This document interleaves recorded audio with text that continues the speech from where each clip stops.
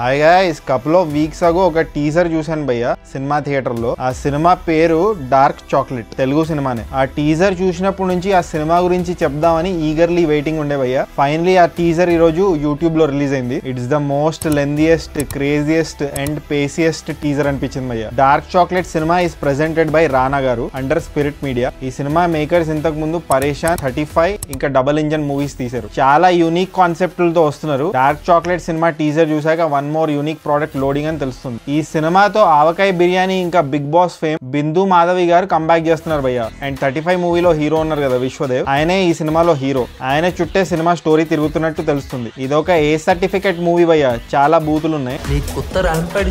ఈ టీజర్ చూస్తే ఈ సినిమా ఏ జానరానో నాకు అర్థం కాలేదు. సో మేకర్స్ కూడా ఒక స్లైడ్ వేశారు, ఈ సినిమా ఏ జానరా వాళ్ళకు కూడా తెలియదని. మరి ఈ సినిమాకి డార్క్ చాక్లెట్ అని పేరు ఎందుకు పెట్టారు, అవన్నీ మనం సినిమా చూస్తే తెలుసుకోవాలి. ప్రస్తుతానికి అయితే టీజర్ రిలీజ్ అయింది, మీరు ఒక లుక్ వేసేయండి.